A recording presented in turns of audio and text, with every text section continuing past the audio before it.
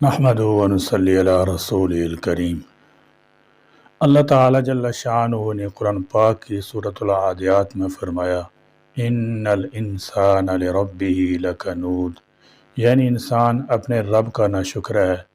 یہ بات ہے کہ ہم اللہ تعالیٰ جل شانہ کی لامتناہی نعمتوں، لامحدود فضل و کرم اور ان گنت عنایات کے باوجود جو چیز میسر نہ ہو اس کی کمی کو بری طرح محسوس کرتے ہیں، اور جب وہ پھر مل جائے تو عموماً اللہ تعالیٰ کا شکر ادا کرنے کا خیال بھی ہمارے دل میں نہیں آتا۔ اس کو ناشکرہ پن کہتے ہیں۔ ایسا ہماری نادانی اور بے خیالی کی عادت کی وجہ سے ہوتا ہے۔ بات بات پر اللہ تعالیٰ کا شکر ادا کرنے اور الحمدللہ کہنے سے اللہ تعالیٰ جل شانہ اپنے بندے سے خوش ہوتا ہے اور بندے کو اپنی مزید نعمتوں اور رحمتوں سے مالا مال کرتا ہے۔ اللہ کی نعمتوں، عنایات اور عطاؤں کا کوئی حساب نہیں۔ وہ ان کو بھی بہت کچھ دیتا ہے جو اس کا شکر ادا نہیں کرتے، اور ان کو بھی اپنے فضل و کرم سے نوازتا ہے جو اس کی ہر چھوٹی بڑی نعمت پر سجدہ شکر بجا لاتے ہیں۔ انسان بہت بے بس اور مجبور ہے۔ انسان زندہ رہنے کے لیے جو سانس اپنے پھیپھڑوں کے اندر کھینچتا ہے اور پھر اسے خارج کرتا ہے، اور وہ بھی اس کے قبضہ قدرت میں نہیں ہوتا۔ اس عمل پر اللہ تعالیٰ جل شانہ کے حکم کے بغیر کوئی اختیار نہیں ہوتا۔ جس ہاتھ اور انگلیوں کی مدد سے ہم جو نوالے دان کے حوالے کرتے ہیں اور پھر حلق سے نیچے اتارتے ہیں اور معدے میں موجود نظام انہضام اسے ہضم کر کے خون بناتا ہے، اس پر بھی انسان بنا اللہ تعالیٰ جل شانہ کے حکم کی قدرت نہیں رکھتا۔ قدم بڑھا کر آگے چلنے پر بھی ہمارا اپنا کوئی اختیار اللہ کی مدد کے بغیر نہیں ہوتا۔ ہماری زندگی اور جسم کا ایک ایک مال قدرت الہی کا تابع اور حکم کا محتاج ہے۔ انسان جتنا مرضی پڑھ لکھ لے اور جتنی چاہے امتحان کی تیاری کر لے، وہ اللہ تعالیٰ جل شانہ کی منشا مرضی کے بغیر کامیاب نہیں ہو سکتا۔ مسلمان ہر کام، مراد اور خواہش کی تکمیل کے لیے اللہ تعالیٰ جل شانہ سے ہی رجوع کرتا ہے، اور اگر محروم رہتا ہے تو اس اللہ کی مرضی سمجھ کر قبول کر لیتا ہے۔ اس لیے ہر وقت اور ہر حال میں اللہ تعالیٰ جل شانہ کو شکر ادا کرنا چاہیے۔ جن کو اللہ نے بہت کچھ عطا کیا ان کو بھی، اور جنہیں کم دیا انہیں بھی الحمدللہ کہتے رہنا چاہیے۔ یہ اللہ رب العزت کی اطاعت اور عبدیت کا تقاضا بھی ہے۔ اس عمل سے ہم آپس میں بھی ایک دوسرے کے ساتھ تشکر اور معنویت کا اظہار کرتے ہیں۔ شکر کے الفاظ ادا کرنے سے دلوں میں ایک انمول محبت پیدا ہوتی ہے جس کا کوئی بدل نہیں ہوتا۔ شکریہ، جزاک اللہ، مہربانی جیسے جملوں کی ادائی سے کہنے والے کے دل میں راحت اور خوشی کے جذبات موزن ہوتے ہیں، اور سننے والے کا مزاج بھی ایک خوشگوار گداز احساس کی مہک سے ہمکنار ہوتا ہے۔ ہم روزمرہ کے معمول میں ایک دوسرے کے کام آتے ہیں یا کسی دوسرے کی مدد طلب کرتے ہیں، لیکن کچھ بھلے مانس ایسے بھی ہوتے ہیں جو دوسروں سے اپنا مطلب نکال کر شکریہ کہنا کجا سلام دعا سے بھی جاتے ہیں۔ فی زمانہ مطلب پرستی کی آکاش بیل گھر گھر کی دیواروں پر پھیلتی جا رہی ہے۔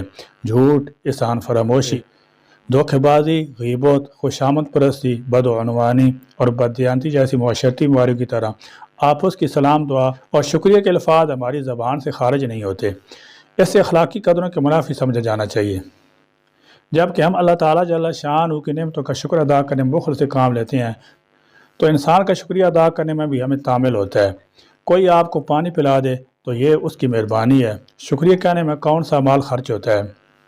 کسی نے آپ کا وزن اٹھانے میں مدد کی تو مدد کرنے والے کا آپ پر احسان ہے۔ اگر آپ کے منہ سے مہربانی کے دو لفظ ادا ہو جائیں تو دوسرے کے دل میں فرحت اور شادمانی کے جذبات پیدا ہوں گے۔ یا کوئی توفتاً آپ کو پھولوں کا تحفہ دے تو اس کے جذبات کی قدر کرتے ہوئے شکریہ کے طور پر خوشی کا اظہار کرے۔ گھر میں والدین اچھا کھانا کھلائیں تو پہلے اچھے اور من پسند کھانا کھانے پر الحمدللہ رب العالمین کہیں، اور پھر کھانا بنانے والی اہلیہ، بہن، بیٹی، بہو یا والدہ کا تہہ دل سے شکریہ ادا کریں، بلکہ جس نے کھانے پر محنت کی ہو اس کی حوصلہ افزائی کرتے ہوئے کچھ نہ کچھ رقم توفتاً ادا کریں۔ اس سے گھر میں خوشگوار فضا قائم ہوتی ہے۔ آپ کے اس برتاؤ سے ہم آہنگی اور باہمی الفت و احترام کو فروغ ملے گا۔ آپ اللہ تعالیٰ جل شانہ سے یہ کہیں کہ اے خداوند کریم، عنایت آپ کی، تیری نوازش ہے بہت بہت، آپ کی مہربانی ہے ہم پر، شکر الحمدللہ تیری کم گسری کا، تو دیکھیے اللہ تعالیٰ جل شانہ کی نعمتوں کا شمار نہ کر سکو گے۔ جس طرح حسین و جمیل فطری مناظر خوبصورت سرسبز پہاڑ، دھیرے دھیرے بہتے شفاف پانی کے چشمے، ہر سرسراتی ہوا میں رنگا رنگ پھول سے لدی جھومتی ڈالیاں، چودھویں کے چاند کی ٹھنڈک دیتی روشنی کی حسن۔ دریاؤں سمندروں کے کنارے بیٹھ کر قدرتی نظاروں کی تعریف کی جائے تو وہ دراصل ان جمالات کے خالق کی تعریف توصیف ہوتی ہے۔ اسی طرح جب انسان کی خوبی اور استحسان پر تعریف و شکر گزاری ہو تو وہ بھی اللہ تعالیٰ جل شانہ کے احسانات پر ہی اظہار مسرت ہوتا ہے۔ بے روزگاری تھی، روزگار مل گیا، کنوارے تھے، شادی ہو گئی، بیماری جان نہیں چھوڑ رہی تھی، شفا مل گئی، امتحان دیا، کامیاب ہو گئے، بے اولاد تھے، بیٹی یا بیٹی کی ولادت ہو گئی، سفر شروع کیا، بخیر و عافیت منزل پر پہنچ گئے، رہنے کو کوئی ٹھکانہ نہ تھا، مکان بنا لیا، پھر تمہاری خوشی کا کوئی ٹھکانہ نہ رہا، تھیسس لکھا، کامیابی ملی، پی ایچ ڈی کیا، ڈاکٹر بن گئے، کاروبار شروع کیا اور وارے نیارے ہو گئے، آنے جانے کے لیے کنوینس کے مسائل تھے، بڑی سی گاڑی آفس کی طرف سے مل گئی، کان کی بالی کہیں گر گئی تھی اور پھر مل گئی، کوئی گھر کا فرد گمشدہ لاپتہ تھا، وہ گھر لوٹ آیا، مقدمہ چل رہا تھا، اللہ تعالیٰ جل شان کی رحمت سے جیت گیا، کوئی قید میں تھا اور رہائی مل گئی۔ الغرض ہمیں قدم قدم پر کتنی کامیابیاں، خوشیاں اور آسانیاں ملتی ہیں کہ ہمیں گمان بھی نہیں ہوتا۔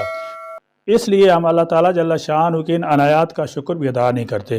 چنانچہ ہر لمحے ہر وقت اللہ کا شکر ادا کرنا سیکھیں، اور ان تمام نعمتوں پر بھی جن کے ملنے کا احساس بھی نہیں ہوتا، اور اللہ کی ان رحمتوں پر جو بلا کا ثواب کو ملیں۔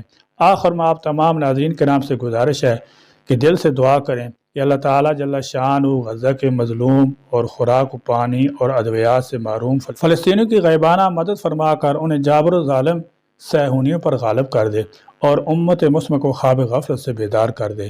آمین یا رب العالمین۔